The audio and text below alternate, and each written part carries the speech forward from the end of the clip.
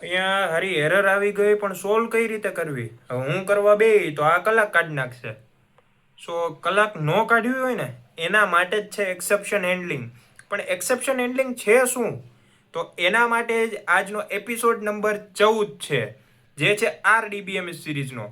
તો without wasting time આપણે start કરીએ આજનો topic, exception handling in PLSQL. Exception એટલે કે એરર. પહેલા હું તમને કહી દઉં છું, એક્સેપ્શન એટલે એરર થાય કે પ્રોગ્રામમાં કઈ એરર આવે એ. એક્સેપ્શન એ પ્રોગ્રામ એક્ઝિક્યુશન દરમિયાન આવતી એરર કન્ડિશન છે. જ્યારે તમે પ્રોગ્રામ બનાવો છો ત્યારે કંઈક એરર આવતી હોય તો એને જ કહેવાય એક્સેપ્શન. PLSQLમાં એરર હેન્ડલ કરવા માટે એક્સેપ્શન હેન્ડલિંગ મેકેનિઝમ યુઝ થાય. હવે આપણે કેમ કે એક સોફ્ટવેર એન્જિનિયરને અમે બોલાવ્યો, ત્યારબાદ મેં એક ક્વોલિટી એશ્યોરન્સ ટેસ્ટરને બોલાવ્યો, પછી આ સિસ્ટમ ટેસ્ટરને બોલાવ્યો કે આ વસ્તુ ટેસ્ટ કરીને આપણે બતાવે આમ વાપરીને કે આમાં શું ખામી છે. તો એની જેમ જ અહીંયા PLSQLમાં ક્વેરી હોય એને જોવા માટે, સુધારવા માટે જે યુઝ થાય એને કહેવાય exception handling mechanism. Run time errors handle કરવા માટે એ યુઝ થાય કે તમે અત્યારે પ્રોગ્રામ રન કર્યો, કંઈક એરર આવી ગઈ તો એરરને કઈ રીતે સોલ્વ કરવો ને એના માટે એક્સેપ્શન હેન્ડલિંગ યુઝ થાય છે. પ્રોગ્રામ ક્રેશ થવાથી બચાવે છે. હવે એવો પ્રોગ્રામ બન્યો હોય કે ડેટા કે કોઈ તમારી ટ્રાફિક હોય એ ઓવરલોડ થઈ ગયું હોય તમારા જે નક્કી કરેલા આંકડા ઉપર. સમજો કે તમે એક સોફ્ટવેર બનાવ્યું અને ટ્રાફિક લિમિટ રાખી 1000 લોકોની, 1000 લોકો એક ટાઈમે ખાલી એક્સેસ કરી શકે, અને એની જગ્યાએ તમારું સોફ્ટવેર ઉપડી ગયું, ટ્રેન્ડિંગમાં આવી ગયું, 10,000 લોકો એમાં લોગિન કર્યું, તો એક હારે 10,000 રિક્વેસ્ટ આવી. તો એ 10,000 રિક્વેસ્ટ નહીં આવે ને તો તમારી સિસ્ટમ છે ક્રેશ થઈ જશે. કેમ કે 1,000ની લિમિટ હતી, 10,000 લોકો આવી ગયા અને અહીંયા સિસ્ટમ ઓવરલોડ થઈ ગઈ અને અહીંથી ડાયરેક્ટ ક્રેશ થઈ જાય.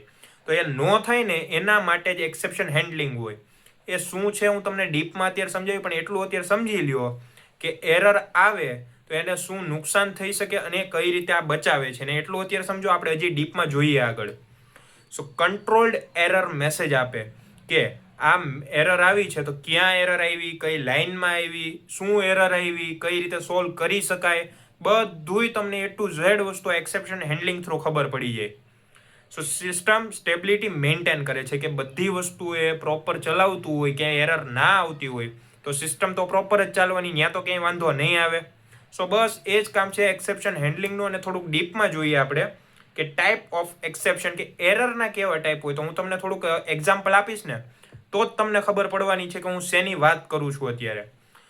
PLSQLમાં 3 ટાઈપ છે એક્સેપ્શનના. એરરના 3 ટાઈપ આવે. કઈ રીતે 3 ટાઈપ તો જોઈએ.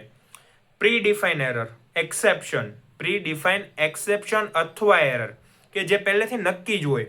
તમે સમજો કે એક સોફ્ટવેર બનાવો છો, તમને ખબર છે કે આગળ જતા કોક તો આ યુઝ કરશે જ, પણ કઈ રીતે યુઝ કરવી એ તમે કંઈક ટેકનિક નાખી હોય સોફ્ટવેરમાં, પણ જો જે વાપરવા વાળો વ્યક્તિ છે એ જ ઊંધી રીતે વાપરે તો એ કંઈ કામનું નહીં ને. તો એ પહેલેથી ડિફાઇન કર્યું કે જો આ વ્યક્તિ આપણે જેમ કીધું એમ નો વાપરે તો એરર બતાવી દો, કામ નો હાલવું જોઈએ આગળ. અને જો આપણે કીધું એમ વાપરે તો એ કામ હરખું હાલવું જોઈએ, ક્યાંય એરર ન આવવી જોઈએ. બરાબર, એને કહેવાય પ્રી ડિફાઇન, કે પહેલાં નક્કી જ હોય. હવે સમજો કે હું અહીંયા શું કરું, મને બીજાના કમ્પ્યુટર અડવાની મંજૂરી નથી, એટલે પહેલે જ નક્કી જ છે કે હું આનું કમ્પ્યુટર ન અડી શકું, કાં આનું લેપટોપ ન અડી શકું. તો હવે હું અહીંયા જો એનું લેપટોપ અડું અને પાસવર્ડ નાખવા જાઉં, મારથી ખોટો નખાઈ ગયો તો એરર આવી જાય કે પાસવર્ડ ખોટો હોય, તમારે લોક થઈ ગયું લેપટોપ 30 મિનિટ આટું. તો પ્રી ડિફાઇન હતું, પહેલાં જ નક્કી હતું કે મારે અડવાનું નથી એને લેપટોપ, તોય હું અડ્યો તો આવી ગઈ એરર. આ કહેવાની વસ્તુ છે, ખાલી પ્રેક્ટિકલી તમને સમજાવું છું.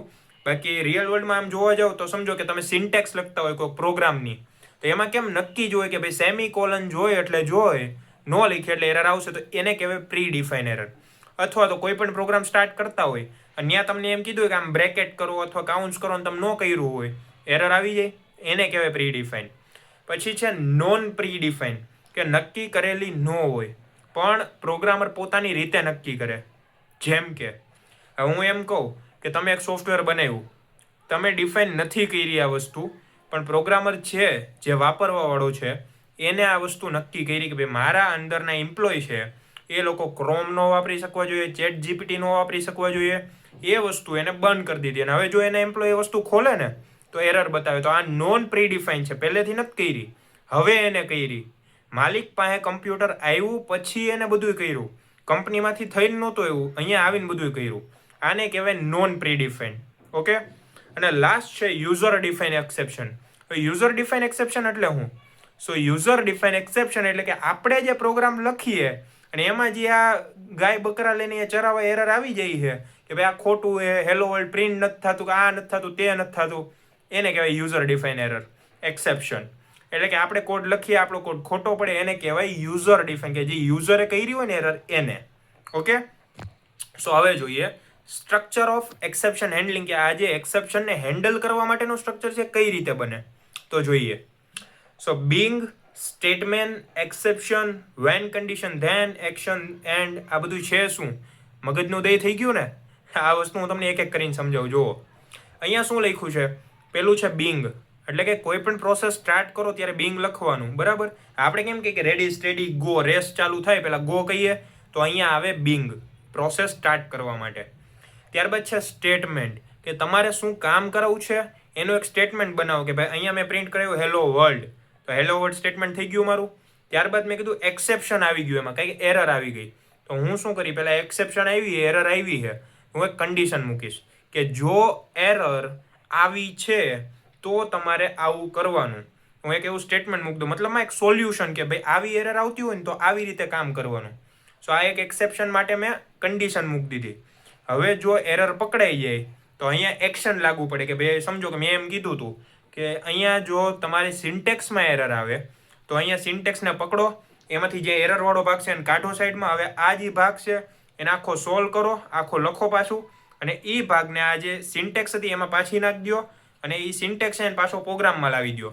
સો અહીંયા શું થયું, સિન્ટેક્સની એરર હતી, સોલ્વ થઈને પાછી પ્રોગ્રામમાં આવી. કઈ રીતે તો જુઓ, આ બિંગ કર્યું, પહેલાં આપણે ચાલુ કર્યો પ્રોગ્રામ, પછી સ્ટેટમેન્ટ લખ્યું હેલો વર્લ્ડ, અને પછી આપણે એક્સેપ્શન આવી, એરર આવી આપણા પ્રોગ્રામમાં, પણ આપણે નથી ખબર શું આવી. તો આપણે શું કર્યું, આખું જોયો કોડ, આપણે એમ લાગ્યું ક્યાંક તો સિન્ટેક્સ એરર છે, પણ એને હવે સોલ્વ કરવી પડે. તો અહીંયા શું થાય કે આપણે કન્ડિશન મૂકી, કે વેન એટલે કે જ્યાં, કન્ડિશન એટલે આપણે એક સિન્ટેક્સ માટે એવી એરર મૂકીએ કે જ્યાં સિન્ટેક્સ ખોટી હોય ત્યાં સિન્ટેક્સ સુધરી જવી જોઈએ. સો કન્ડિશન ને ધેન, ધેન એક્શન, એટલે કે જ્યાં સિન્ટેક્સ ખોટી હોય એને પકડો, એને સુધારો, પાછી પ્રોગ્રામમાં નાખો ને હવે પ્રોગ્રામ રન કરો, એટલે કે ધેન એક્શન, કે હવે એ સિન્ટેક્સને સુધારી દીધી, એક્સેપ્શન સુધરી ગઈ. સો અહીંયા એક્શન આવી ગયું, એક્સેપ્શન સુધરી ગઈ, એરર સુધરી ગઈ, તો પ્રોગ્રામ આપણો રન થઈ ગયો. હવે એક્સેપ્શન હેન્ડલિંગનું કાંઈ કામ છે નથી ને? કેમ? એરર સોલ્વ થઈ ગઈ, શું કામ હોય? સો અહીંયા એક્સેપ્શન હેન્ડલિંગ પૂરું થાય તો અહીંયા શું લખવું પડે, એન્ડ. શું લખ્યું? એન્ડ.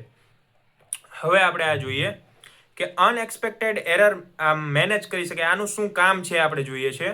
તો અનએક્સપેક્ટેડ એરર મેનેજ કરી શકાય, કે આપણે વિચાર્યું ન હોય કે આવી એરર આવે, પણ પહેલેથી આપણે અમુક એવી કન્ડિશન રાખી હોય કે જો આવી એરર આવી શકે તો તમારે આવો એક્શન લેવાનો, તો હવે એ એરર આવશે જ નહીં. સો આ પ્રી ડિફાઇન હોય બધું. યુઝર ફ્રેન્ડલી આઉટપુટ મળે, કે આપણે જેવું નક્કી કર્યું હોય ને એવું જ આઉટપુટ આપે. તો એના માટે આપણે આ જે સાઈડમાં દેખાય છે ને, આ બિંગ, સ્ટેટમેન્ટ, એક્સેપ્શન, બધું આપણે પહેલેથી બનાવીને રાખીએ, સેટ કરીને રાખીએ, એટલે આગળ જતા આપણે જેવો ડેટા જોતો ને એવો જ મળે. ડેટા ઇન્ટિગ્રિટી મેન્ટેન રહે, કે જેવો ડેટા યુઝરે નાખ્યો અથવા આપણે નાખ્યો એવો જ ડેટા મળવો જોઈએ, કાંઈ બીજું બોલ બચ્ચન ન જોઈએ વધારાનું.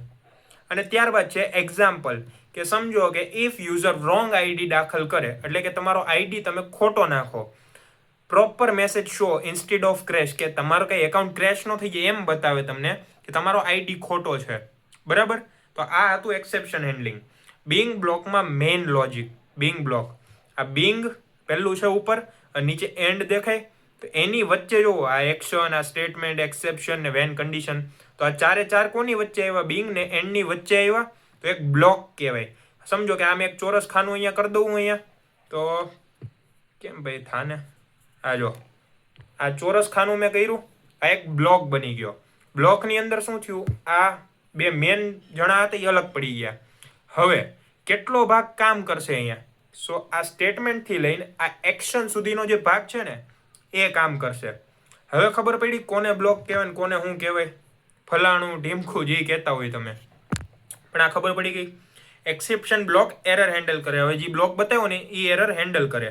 વેન કન્ડિશન સ્પેસિફિક એરર માટે, એટલે કે જ્યારે તમે એક કન્ડિશન ગોઠવો છો તો એક સ્પેસિફિક એરર માટે ગોઠવો, કે જો એરર આવે તો એને આટલી રીતે ચેક કરો, એનું જો સોલ્યુશન હોય તો એને સોલ્વ કરો, અને પછી એરરને પાછું પ્રોગ્રામમાં જવા દો. ખબર પડી ગઈ? અને લાસ્ટમાં છે કે પ્રોપર એરરનો મેસેજ શો કરી શકે. શું એરર આવી ને પ્રોપર મેસેજ શો કરી શકાય. સો બસ આટલું જ હતું એક્સેપ્શન હેન્ડલિંગ ઇન PLSQLમાં. તો આ તમને ખબર પડી ગઈ. મે બી જો ન સમજ પડી હોય તો મને અત્યારે તમે કમેન્ટ કરી દો. હું જરૂરથી તમને આન્સર કરવાની ટ્રાય કરીશ અને આપી જ દઈશ જો કે આન્સર ટ્રાય શું કરવાની હોય. સો હું તમને આન્સર આપી દઈશ. અને જો તમને વિડીયો પસંદ આવ્યો હોય તો વિડીયોને લાઈક કરો, ચેનલને સબસ્ક્રાઈબ કરો અને આ વિડીયોને તમારા બધા મિત્રો સુધી શેર કરો જેથી તેમને પણ આ વિડીયો હેલ્પફુલ બની રહે. તો મળીએ નેક્સ્ટ વિડીયોમાં.